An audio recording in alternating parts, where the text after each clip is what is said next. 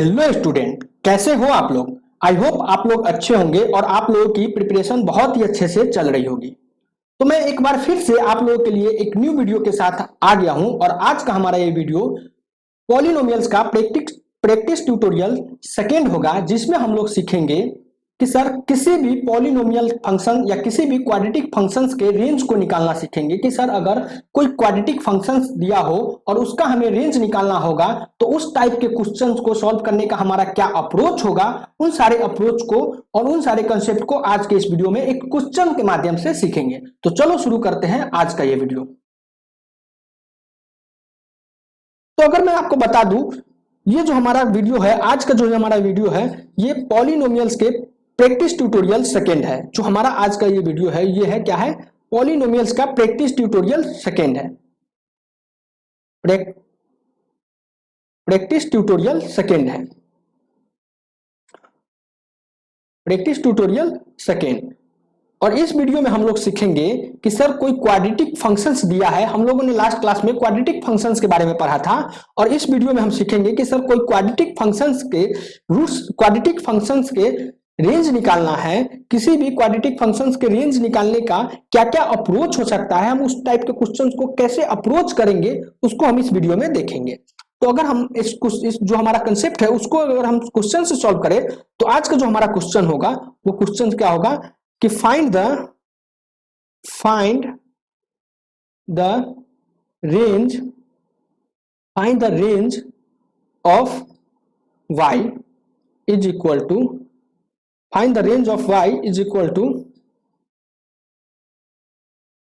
6x square minus 22x plus 21 divided by 5x square minus 18x plus 17 for when ऐसे लिखो when x belongs to real number। when x क्या है, real number दिया हुआ है तो हमें क्या करना है, y का रेंज निकालना है। कहने का मतलब y का वैल्यू निकालना है। y का मिनिमम वैल्यू क्या होता है, y का मैक्सिमम वैल्यू क्या होगा। तो अगर हमें इस टाइप का क्वेश्चन दिया गया हो तो सबसे पहला जो हमारा स्टेप होगा, अगर हम इस क्वेश्चन को सॉल्व करें तो हमारा क्या अप्रोच होगा।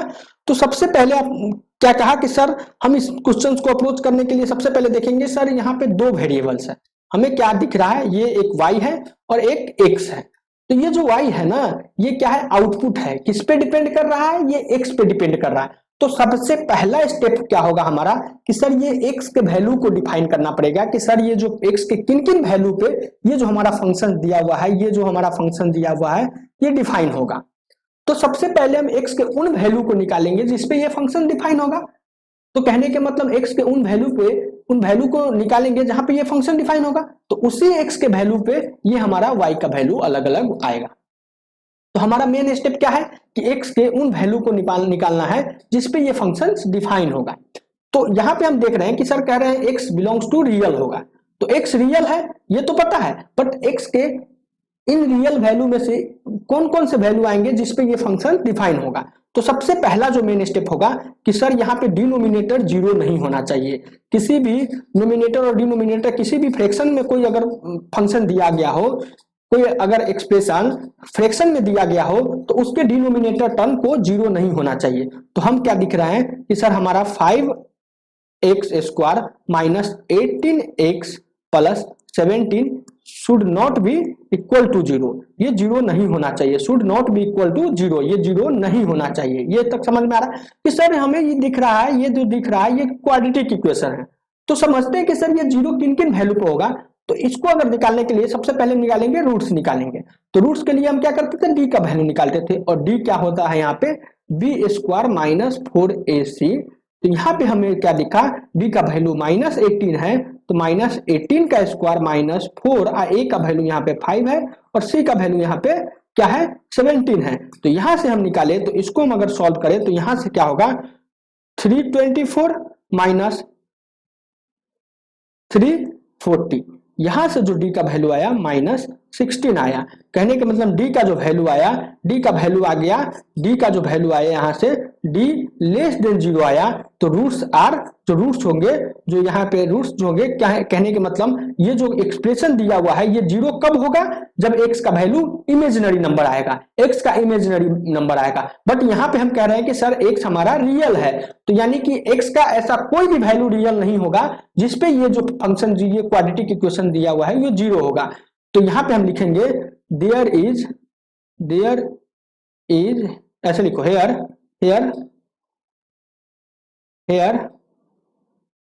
No any value, here no any value of x for विच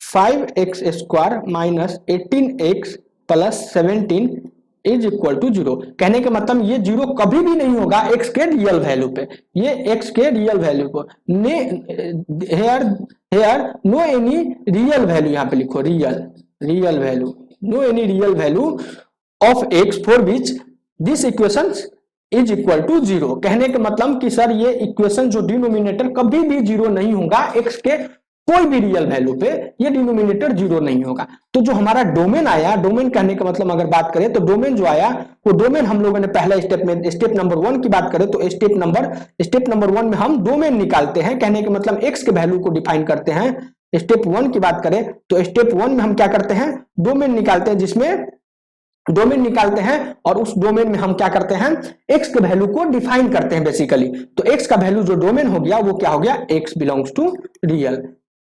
ये रियल कैसे हो गया कि सर हम यहाँ पे डिनोमिनेटर टर्म को 0 करते हैं और वहां से देखते हैं कि ये डिनोमिनेटर टर्म 0 नहीं होना चाहिए। तो सर यहाँ पे x का कोई ऐसा वैल्यू नहीं है जहां पे ये जो डिनोमिनेटर टर्म है ये 0 हो सके, यानी x के कोई भी ऐसे रियल वैल्यू पे ये डिनोमिनेटर जो टर्म है वो 0 हो सकता है, कोई भी एक ऐसा वैल्यू नहीं होगा। तो x का जो फाइनल जो डोमेन हो गया, x का जो फाइनल रिजल्ट हो गया वो हो गया x कहां से बिलोंग करेगा, रियल नंबर से बिलोंग करेगा। इतना तक हम लोगों ने देखा। और अगर हम सेकेंड स्टेप की बात करें तो हमारा जो सेकेंड स्टेप क्या होगा, इस क्वेश्चन को सॉल्व करने का जो सेकेंड स्टेप का बात करते हैं, सेकेंड स्टेप क्या होगा, सेकेंड स्टेप हमारा होगा कि सर हमें फंक्शंस दिया हुआ है, y इज इक्वल टू दिया हुआ है, y इज इक्वल टू दिया हुआ है 6x square minus 22x plus 21 divided by 5x square minus 18x plus 17 ये दिया हुआ है। तो सर अगर ये जो फंक्शंस दिया हुआ है, हम लोगों ने सीखा था लास्ट वीडियो में कि किसी भी क्वाड्रेटिक फंक्शंस के डोमेन रेंज निकालने के लिए हम क्या करते हैं, उस क्वाड्रेटिक फंक्शंस को हम इक्वेशन में कन्वर्ट करते हैं। तो जो हमारा सेकेंड स्टेप होगा कन्वर्जन ऑफ क्वाड्रेटिक फंक्शन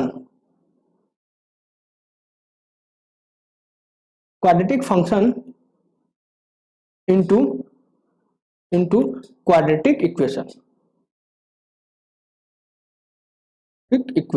हमारा जो नेक्स्ट जो स्टेप है, जो सेकेंड स्टेप की बात करते हैं, तो सेकेंड स्टेप में हमारा क्या होगा, ये हम आपको अप्रोच सिखा रहे हैं। एक बार आप अप्रोच करना सीख जाओगे, कंसेप्ट सीख जाओगे, तो इस क्वेश्चन को बहुत ही जल्दी कर सकते हो। हम आप क्या कर रहे हैं, टाइम इसलिए लग रहा है क्योंकि हम आपको अप्रोच करना सिखा रहे हैं कि किसी भी क्वाड्रेटिक फंक्शंस की अगर डोमेन रेंज निकालना हो, उस केस में हमें उस टाइप के क्वेश्चंस को हम कैसे अप्रोच करेंगे, वो हम अप्रोच करना आपको सिखा रहे हैं।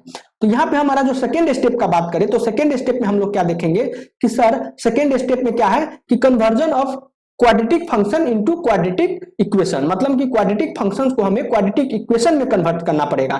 तो हम देखते हैं इसको क्या करेंगे कि सर यहाँ पे y लिखा हुआ है तो इसको कन्वर्ट कैसे करेंगे, यहाँ पे लिखेंगे 5x square minus 18x plus 17 is equal to, इसको हम क्रॉस मल्टीप्लाई कर दिए, इस साइड चला गया, यहाँ पे बचा 6x square minus 22x plus 21, ये हो गया। अब हम इसको सिंप्लीफाई करते हैं और देखते हैं, अगर हम इसको यहां पे लिखें तो 6x स्क्वायर, और ये देखें यहां पे क्या होगा, इसको ऐसे लिखो, एक बार और एक स्टेप और बढ़ा लेते हैं तब आपको ज्यादा समझ में आएगा। तो इसको अगर हम सिंप्लीफाई करें तो यहां पे आ गया 5 x square y minus 18xy plus 17y, ऐसे लिखो 17y, क्योंकि वो y जो ब्रैकेट के इनसाइड गया है, तो y यहाँ पे हो गया 6x square minus 22x plus 21। और अगर हम इसको और सिंप्लीफाई करें तो यहां से क्या हो गया कि सर हम ये जो टर्म है इसको इक्वेशन बनाना है, क्वाड्रेटिक इक्वेशन बनाना है, तो कहने के मतलब जो एक साइड जो होगा या तो LHS या RHS में हमें जीरो करना है, तो कहने का मतलब जो LHS में जो यहाँ पे है उसको हम सबको RHS में ले जा रहे हैं। तो हमें अगर बात करें तो 6x स्क्वायर तो यहाँ पे है, यहाँ पे 6x स्क्वायर, और यहाँ से जो आएगा वो आएगा minus 5x square into Y, ये एक टर्म हो गया। फिर अगर अगला टर्म का बात करें तो माइनस 22x तो है, और यहां से क्या आएगा प्लस 18xy, क्योंकि ये प्लस क्यों आया, क्योंकि ये प्लस उस साइड गया, इक्वल के उस साइड गया तो प्लस हो जाता है। और उसके बाद हम लिखेंगे 21 इज इक्वल टू 21 प्लस ये देखो यहाँ पे प्लस है तो उस पर जाएगा तो माइनस हो जाएगा, ये होगा 17y इज इक्वल टू 0, ये हमें 0 हो गया। अब हम इसको अगर और सिंप्लीफाई करें तो सिंप्लीफाई करने पे हमें क्या निकलेगा कि sir 6 minus 5y into x square common ले लिए, माइनस हम दिख रहे हैं, माइनस क्या दिखेगा हमें, माइनस दिखेगा सर, माइनस हमें दिखेगा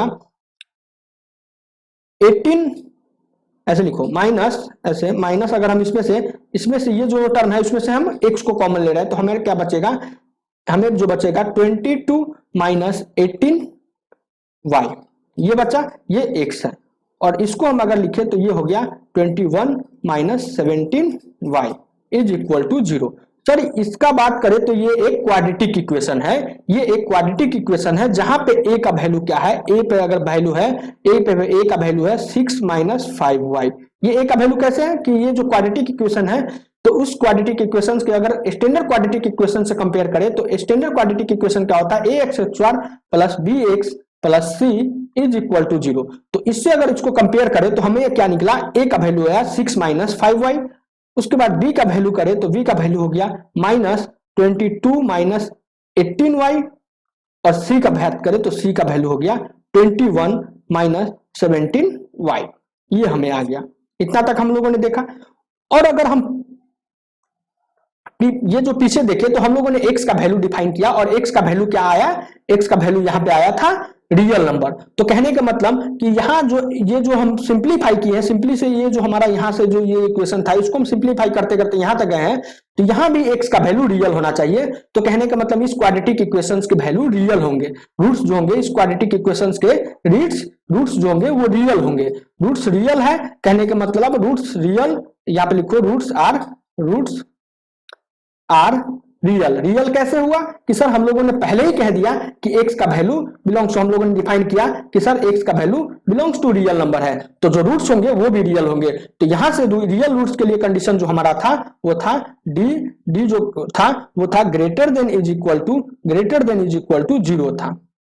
इतना तक समझ में आ रहा है कि सर d का value greater than is equal to 0 था। तो अगर इसको हम लिखे तो b square minus 4ac greater than is equal to 0 था, जहां पे b क्या है, b का वैल्यू ये दिया हुआ है, b का वैल्यू ये है, c का वैल्यू ये है, और a का वैल्यू ये है। तो अगर हम इसको सिंप्लीफाई करें, ये जो हमारा कंसेप्ट दिया हुआ है d greater than is equal to 0, कहने का मतलब b square minus 4ac greater than is equal to 0 है। अगर हम इसको सिंप्लीफाई करें तो यहाँ पे क्या होगा, इसको हम नेक्स्ट पेज में देखते हैं। तो हमारा जो d का वैल्यू है कहने का मतलब b square minus 4ac greater than is equal to 0। तो b क्या है हमारा, b है, यहाँ से b का वैल्यू बात करें तो b है minus 22 minus into 22 minus 18y। तो अगर हम यहां से हम लिखें तो यहां से d का वैल्यू हो गया माइनस इंटू 22 माइनस 18y। इसका हमें क्या करना है, स्क्वायर निकालना है, ये हो गया स्क्वायर, बी स्क्वायर माइनस 4 तो जो के तो रहेगा, और इसके बाद a के वैल्यू निकालते हैं। तो a का वैल्यू क्या है हमारा, a का वैल्यू है 6 माइनस 5y। तो a का वैल्यू हम लिखेंगे 6 माइनस 5y। इतना तक हो गया। उसके बाद c का वैल्यू की बात करें तो c का वैल्यू क्या है, c का वैल्यू है 21 माइनस 17y, 21 माइनस 17y, और ये किसके बराबर है, ग्रेटर देन इज इक्वल 0 हो गया। और अगर हम इसको सिंप्लीफाई करें तो यहां से हमें जो सिंप्लीफाई करने के बाद जो निकलेगा, इसको अगर हम इसको सिंप्लीफाई करें तो हमें क्या निकलेगा, ऐसे लिखो, ऐसे लिखेंगे। तो सबसे पहले हम क्या करते हैं, इसमें से क्या करें, 2 को कॉमन ले रहे हैं, क्योंकि यहाँ पे हमें 4 दिख रहा है, तो 2 को कॉमन ले रहे हैं सिंप्लीफाई को आसान करने के लिए। तो यहाँ से अगर 2 को कॉमन लेंगे तो 2 का स्क्वायर बाहर आएगा, तो ये 4 हो जाएगा। और यहाँ से क्या बचेगा, यहाँ से बचेगा ये स्क्वायर को हम, ये जो माइनस होता है ना, जैसे कि हम लिख सकते हैं -4 को, 4 का स्क्वायर किसके बराबर होगा, 4 का स्क्वायर के बराबर ही होगा, तो माइनस को हम रहने देते हैं। तो यहाँ पे हमें जो होगा 11, ऐसे लिखो 11 - 9 y का होल स्क्वायर, ये आ गया।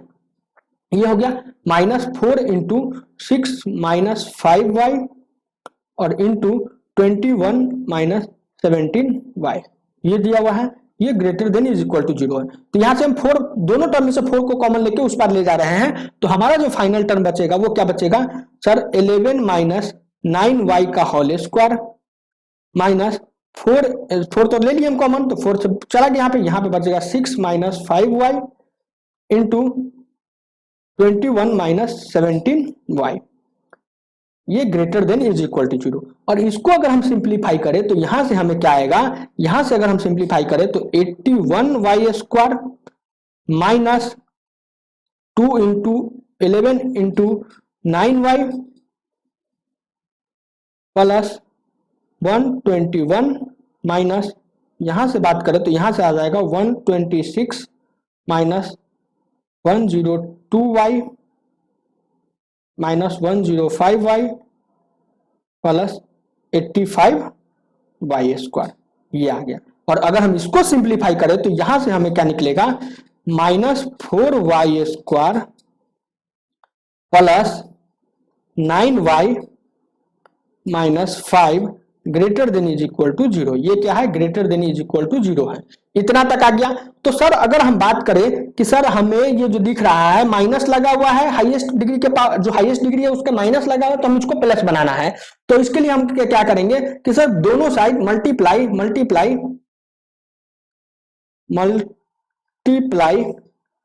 बोथ साइड बाय -1 से हम बोथ साइड मल्टीप्लाई करते हैं।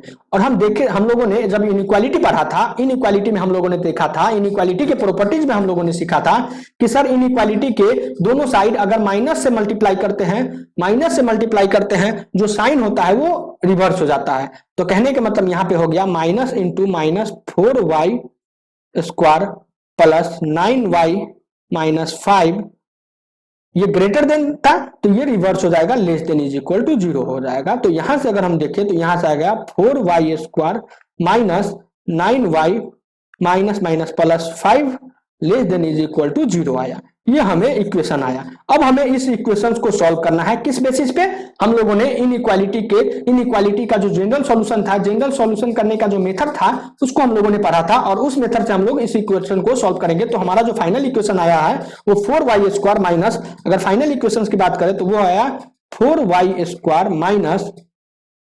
9y plus 5 minus 9y plus, ऐसे लिखो -9y ना, सॉरी यहाँ पे -9y plus 5 less than is equal to 0 आया, ये आया।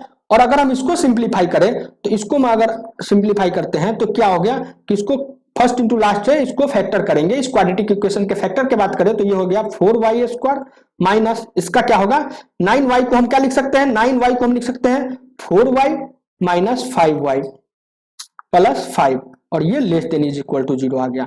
तो यहां से हमें निकला, अगर 4y कॉमन ले लेते हैं इस दोनों टर्म में से, तो यहां पे बचेगा y माइनस 4, और सेम इसी तरह अगर ये सॉरी y माइनस 4 यहाँ पे 1 हो जाएगा ना, क्योंकि -4y तो हम कॉमन ले लिए तो यहाँ पे 1 हो जाएगा। यहाँ पे अगर 5 कॉमन लेते हैं तो y माइनस 1 बचेगा, और ये less than is equal to 0। अब इन दोनों टर्म से क्या करते हैं, पहले तो y माइनस 1 को कॉमन ले लिए, तो यहां से बचा 4y, यहां से बचा हमें 4y, और यहां से बचा 5, 4y माइनस 5 ये किसके बराबर है, less than is equal to 0 है। इतना तक हम लोगों ने सॉल्व किया।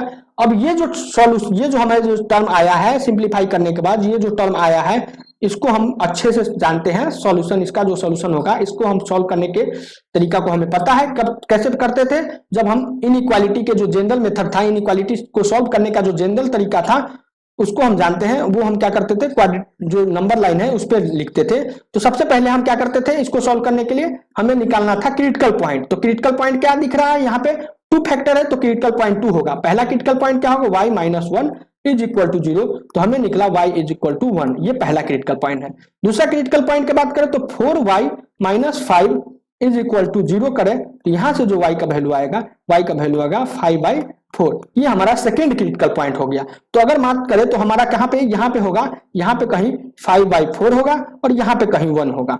तो अगर बात करें तो हम सबसे राइट साइड में हम लिख देते थे प्लस, उसके बाद ये जो पहला टर्म है इसके लेफ्ट साइड में जो साइन होगा वो इस बात पे डिपेंड करता है कि सबसे पहले ये जो टर्म आया, ये जो क्रिटिकल पॉइंट आया, ये कौन से टर्म से आया, यहां से आया। तो इसका पावर देखते थे और इसका पावर क्या है, यहाँ पे 1 है। तो 1 क्या होता है, ऑड होता है, और जब पावर ऑड हो जाता था तो साइन जो होता है वो रिवर्स हो जाता है। तो यहाँ प्लस है तो यहाँ माइनस हो जाएगा।